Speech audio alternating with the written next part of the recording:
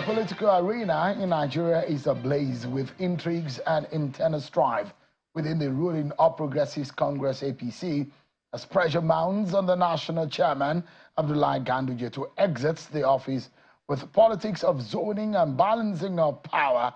Sources reveal that the heat is particularly intense from political heavyweights in Kano State, that is the chairman's home state, and other influential quarters adamant on ushering a leadership overhaul.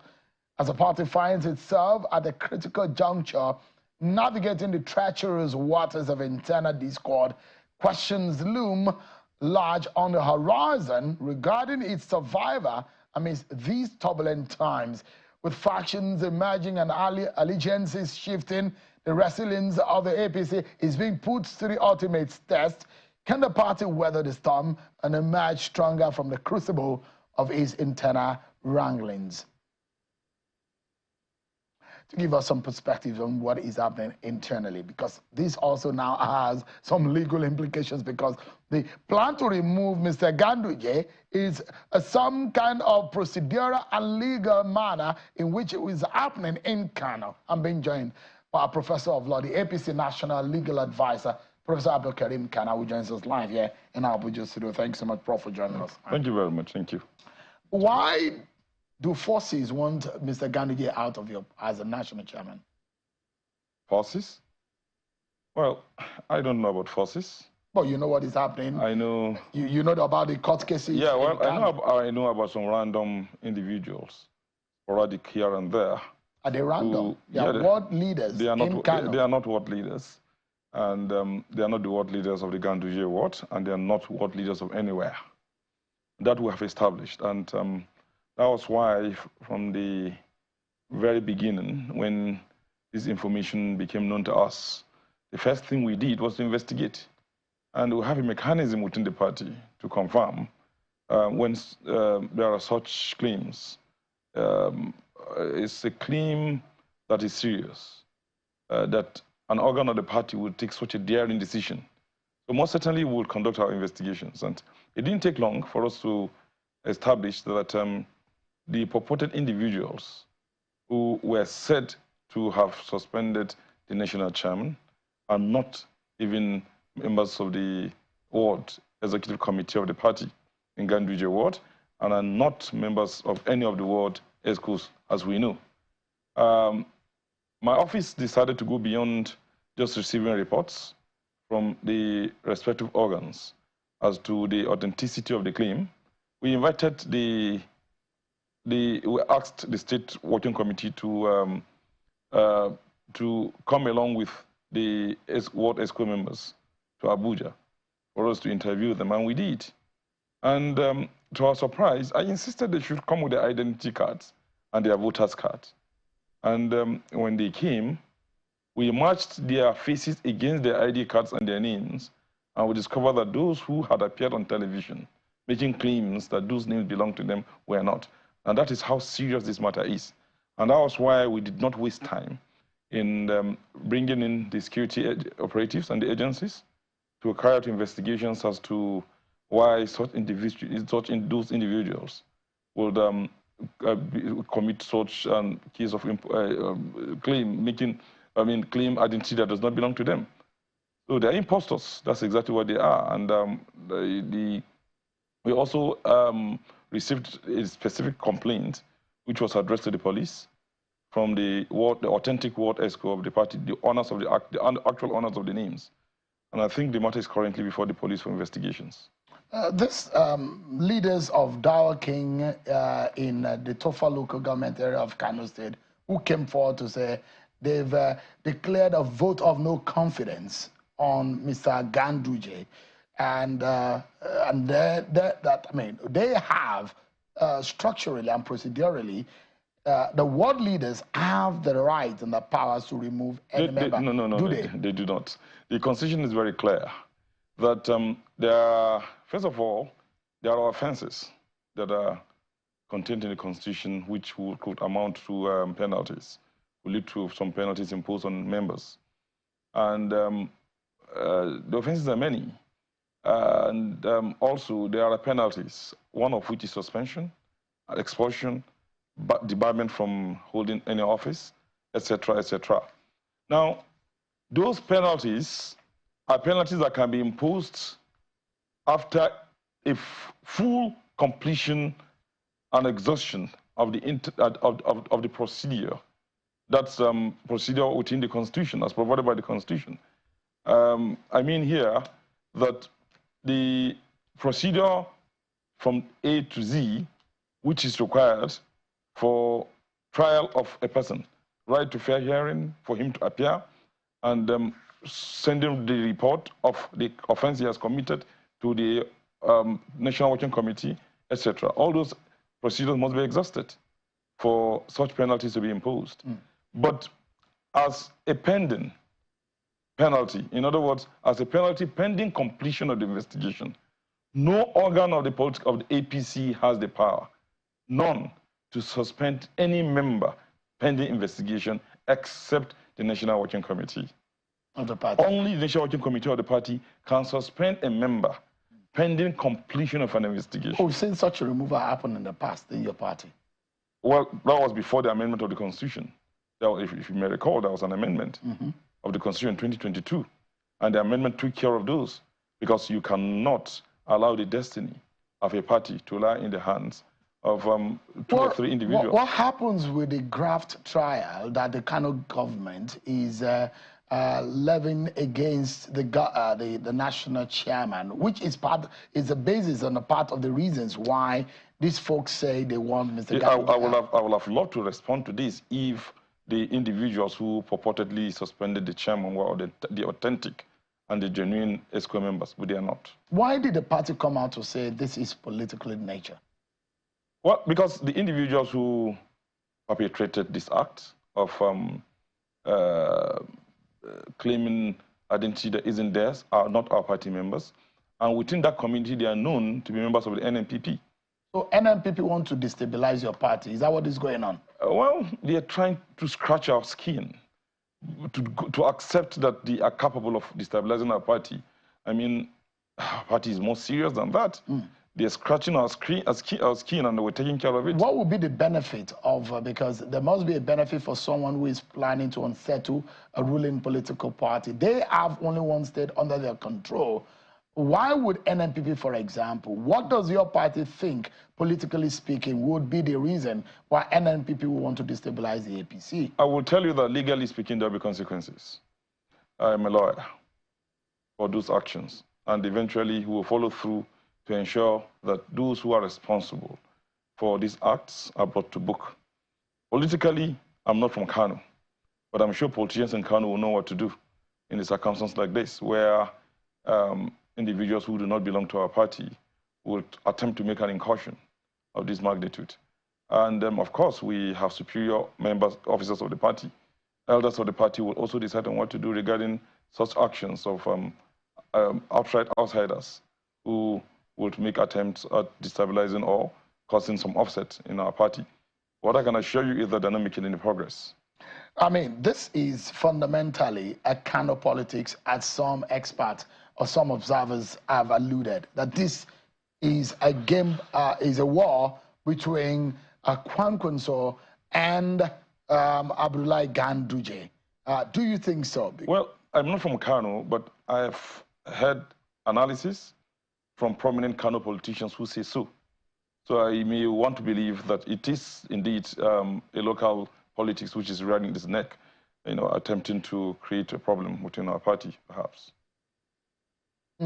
So, I mean, the question is, to what benefit for those who are alleging that Mr. Kwankwaso is behind all of these? To what benefit would this be for Mr. Kwankwaso? Is it to reduce the influence of Mr. Ganduje ahead of the 2027 election, or what exactly do in your own mind? Because as far as you're concerned, you're not only a lawyer for the APC, you're also a politician. To what end? Well, I agree with you. Of course, I've heard my chairman speak on this matter, and it was covered by the channels. And I would believe his analysis of the situation, that the idea is to demystify him going forward towards the next elections in the state, and possibly impact on his influence, which is looming, and I would believe that what the chairman said. So in all of this situation, what is the issue, the rift between Mr. Ganduje and Mr. Kwankwaso?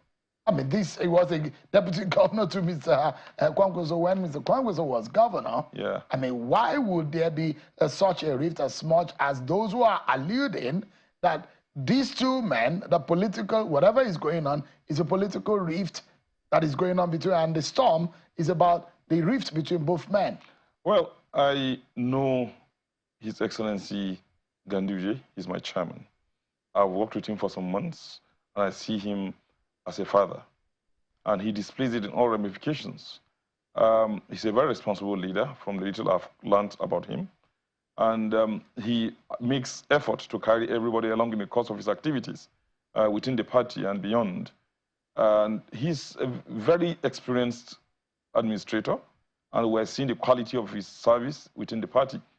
But as for what may have led to the total collapse of relationship between him, or seeming collapse of relationship between him and Kwankwaso, I really can't say. These are two politicians who have come a long way, and I don't know His Excellency Kwankwaso well, so I can't begin to make comments on a person I do not know so much. But what I know is that they have come a long way, and I think it is pure politics at play. And at some point, I am confident that they may likely find themselves at a point of convergence in which issues may be resolved.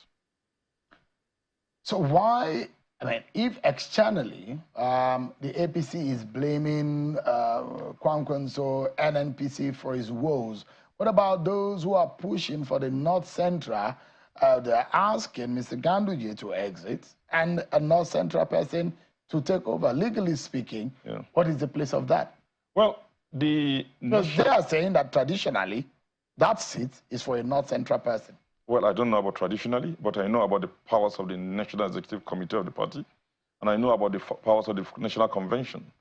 I know that a chairman was elected in a convention, and the chairman had resigned at some point, and the NEC was charged with responsibility of ensuring there's no vacuum, because they see even nature and law oppose vacuum. And to avoid the vacuum, NEC must decide. The constitution of the party is clear that in between conventions, the National Executive Committee exercises the powers of the convention. And this power is without reservation, no limitations. And therefore, in circumstances of emergency like this, in terms of extremity, there's absolutely no legal wrong within our constitution for the NEC to have taken the decision that it took to rezone the chairmanship to another zone, and then accept a nomination from another state of a candidate to replace the office of the chairman. I do not see any legal wrong with what has happened at all. In fact, if anything, I would say that the Constitution clearly paves the way and supports those actions of the National Executive Committee of the party. How does your party get out of this quagmire right now? Because it's faced with all of these, both internally and externally.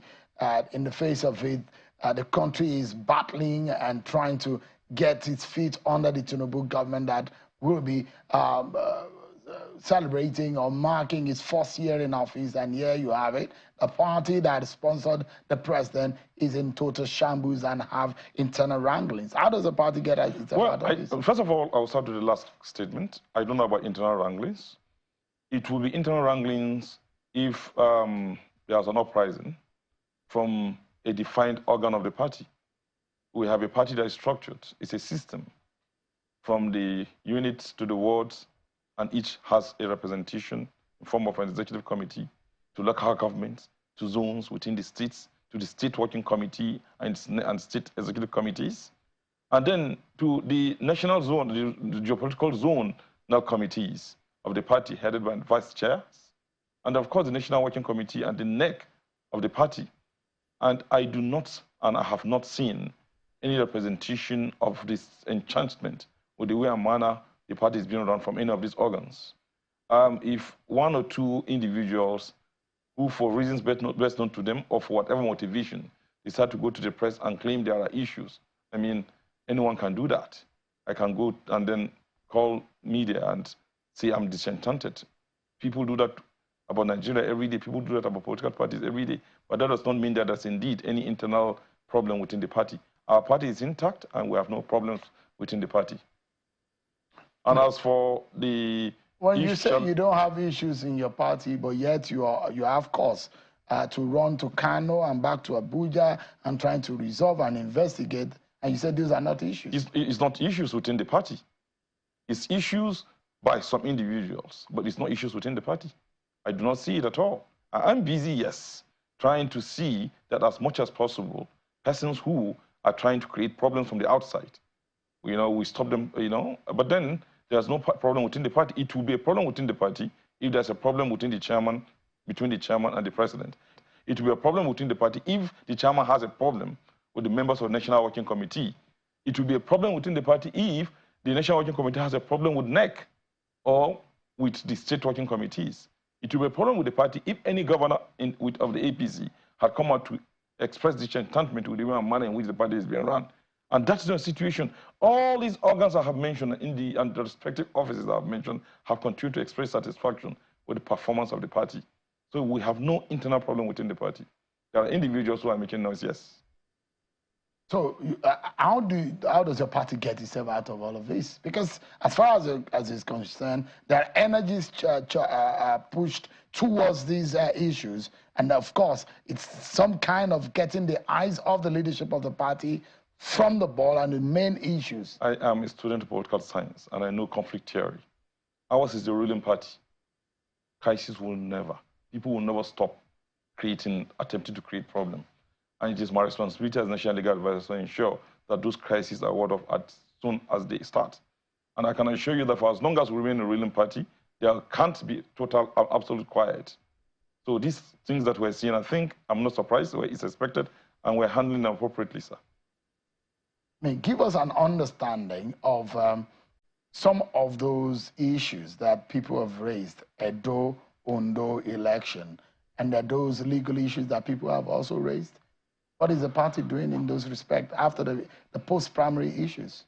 Well, the Edo election has come and gone. We are preparing for the general elections. The people of Edo, the party in Edo State, have elected a candidate who bears our flag at the moment. And we almost had 1 or 2 persons who went to court, but they had pulled out and would filed notice of discontinuance from court. And at the moment, we do not have any legal issues in court regarding the elections. All issues are settled, particularly after the timely and robust intervention of His Excellency Mr. President to resolve all the different segments within the party in Edo. And for Ondo just ended. I'm not aware of legal issues because I have not been served with any court process to indicate that indeed anyone is legally disenchanted with the process that was conducted in Ondo. Not yet. I've not been served with any.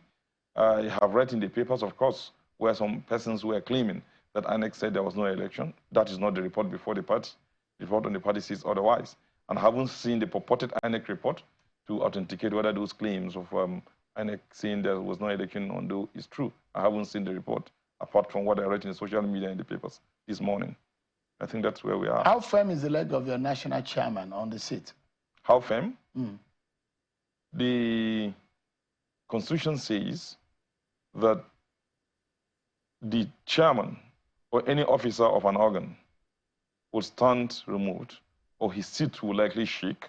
I mean, you are going by what you have said. If there is a vote of no confidence passed by 2/3 of the organ. To the contrary, the National Working Committee overwhelmingly passed a vote of confidence on the chairman. So his legs are firm. I wish you and the party the very best in the coming days. You will need a lot of wishes of luck. We are doing what we need to do to ensure that we do not only carry on running the affairs of the party, but the party also carries on running the affairs of the country for a victory for Nigeria. Professor Abdulkareem Kana is a professor of law and the National Legal Advisor of the All Progressives Congress, APC. Thank you most sincerely for your time tonight. Thank you for having me, Shion. I really appreciate it.